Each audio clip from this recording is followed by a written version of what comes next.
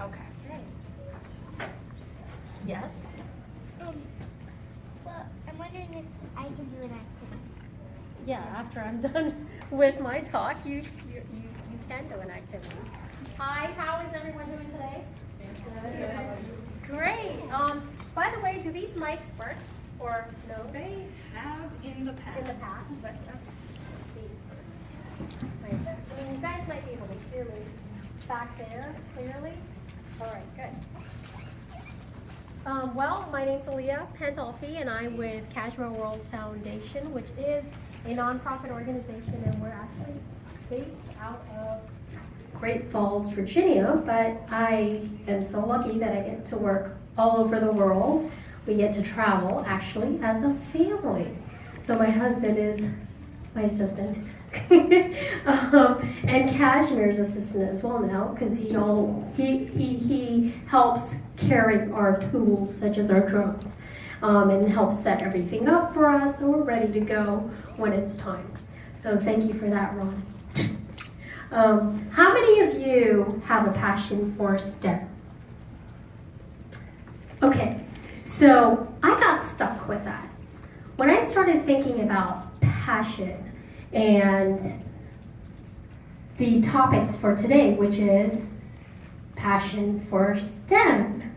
And I thought about it and I thought about it and I thought about it, and I'm like, well, I didn't ever know that I was passionate about STEM, science, technology, engineering, math, or even art. So my passion actually didn't start with STEM. How many of you would say your passion started with STEM? Like all of a sudden, one day you were born and you're like, oh, I love STEM. Okay, since you did raise your hand on that, can you tell us a little bit more about how you just knew you were passionate about STEM itself? Right. I don't know. I guess from really little, my dad does a lot of work with technology and computers, and I love that a lot. And then as I got older, like in elementary school, I knew science and math were my favorite subjects. And then middle school, it just kept going on. High school, just got into it. Kind of like you, right? You're into it. So one of the things you mentioned, which is really important, is exposure. Until you're exposed to something, you sometimes don't even realize you're passionate about it. Like I said, I didn't start the foundation thinking I was passionate about STEM. As a matter of fact, I didn't even realize I was passionate about animals until I retired. Retired from what? Well, my first career was the opposite of my now career, which is conservation. I got into real estate development when I was 12 years old.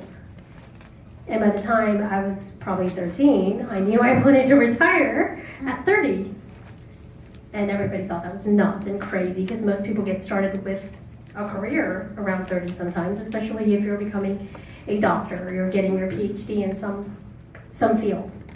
But I was like, no, I don't think I'm going to do that. I think I'm going to do what I enjoy with real estate, which was learning a lot of different things, from marketing to managing to development to engineering to traveling and doing international sales and finance. So I built up a really strong foundation for business. But at the same time, I've always been very curious about how things work and how can I learn new things that are interesting and exciting for me, because I don't want to live a boring life. How many of you want to live a boring life?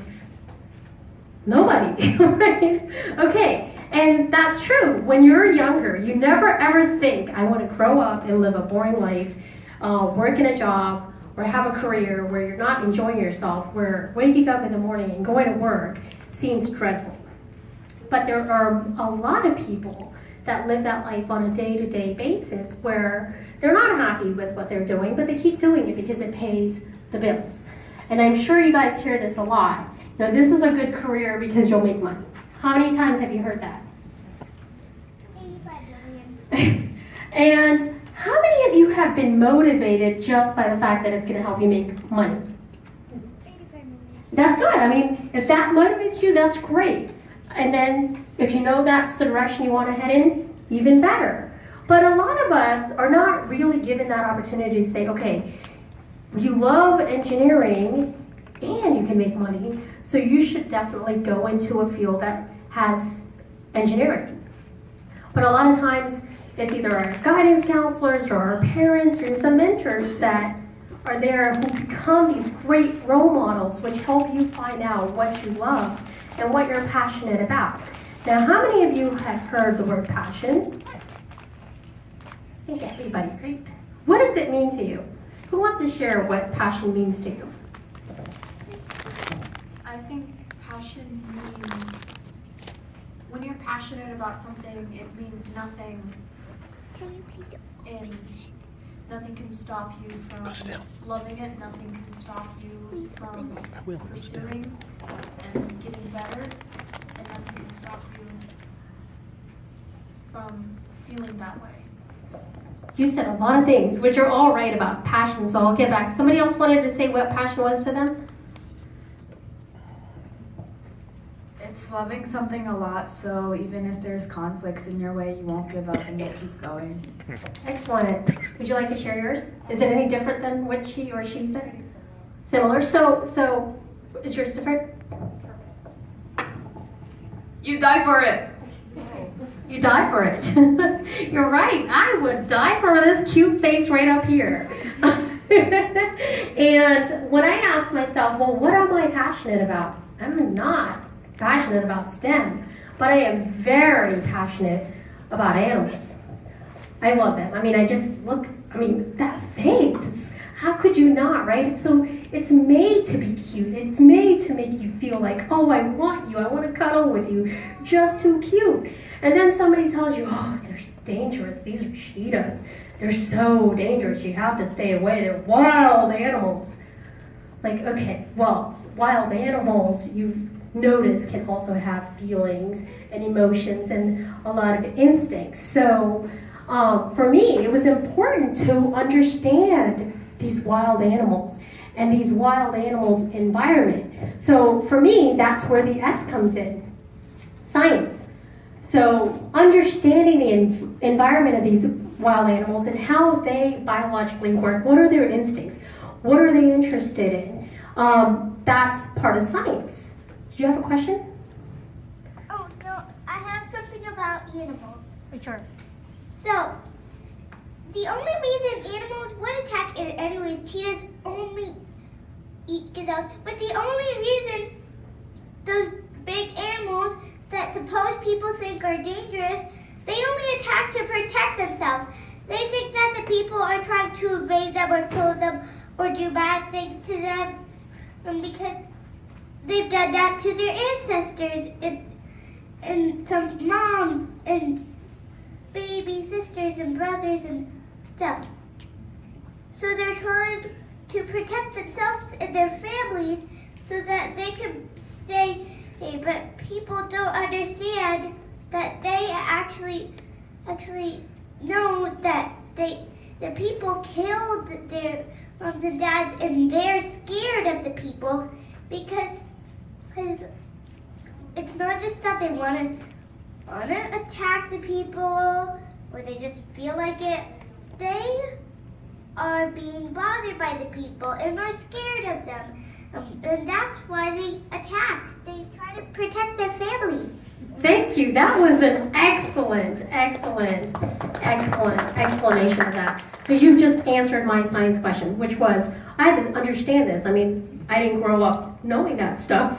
But since Kashmir has been around animals and understanding and traveling with us as well as watching a lot of documentaries about different animals, she has learned that. And it's true, right? You're going to try to protect your home. You're going to try to protect your environment. So if we're going to go to a safari, I mean, it would be pretty crazy of me to want to just jump out into a pride of lions. That would be kind of nutty of me, especially if we're pretty smart as humans. So understanding the science, the environment, how they live can help us then find solutions to help protect them. So if my passion is to help protect endangered species, then I have to understand these endangered species. And then that gets to our T, technology. Finding technology to help new ways of protecting or understanding these animals.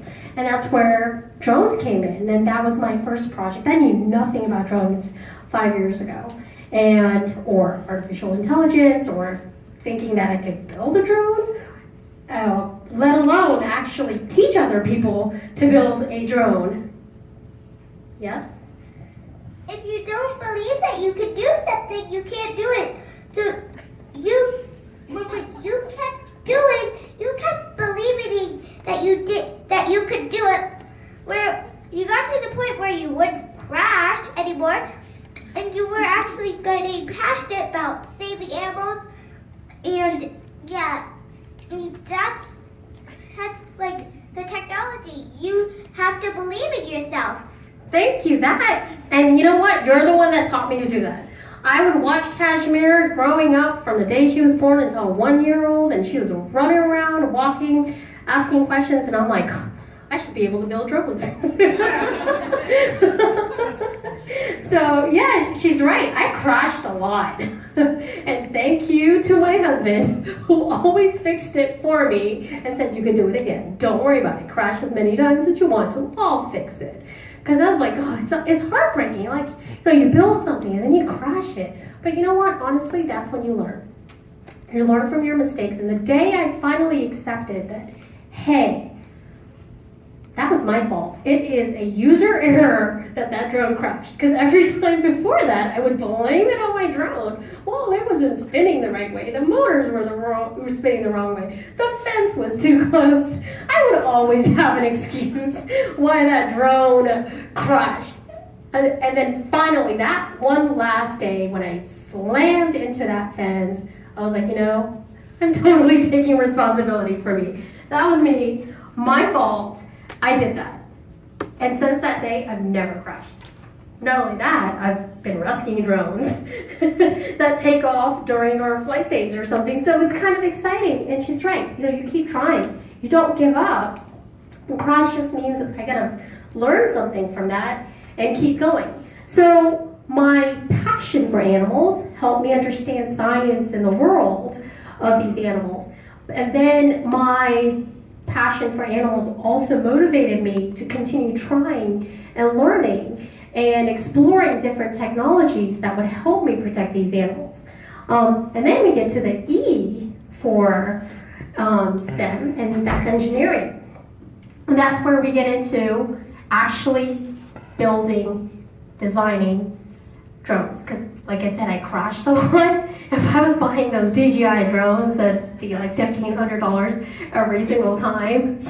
A little too expensive on the education costs. So that's why I learned to build my own drones, and then I developed a program to help teach other people how to build drones. So I started with students of all ages, and then we expanded the program to where now we have teachers take flight, our workshop. We actually taught in Dallas, Texas this year in partnership with University of Texas A&M, and Kashmir was one of the helpers at that workshop as well. And we also started another program called Fly for Conservation, because my passion is really, once again, animals. So if I'm working with conservationists, researchers, scientists who are working in the environments where these animals are, then I'm able to actually make that impact without me physically being there. I can't be in Africa. I probably would never really move to Africa, but it's nice to visit. But if I teach somebody how to build drones and they're using the drones in Africa or Brazil or Malaysia or Mexico, wherever we're teaching, then what they're able to do is they're able to give us firsthand feedback on how this technology is helping them, how we can modify it, because we built it ourselves. The next version can be modified.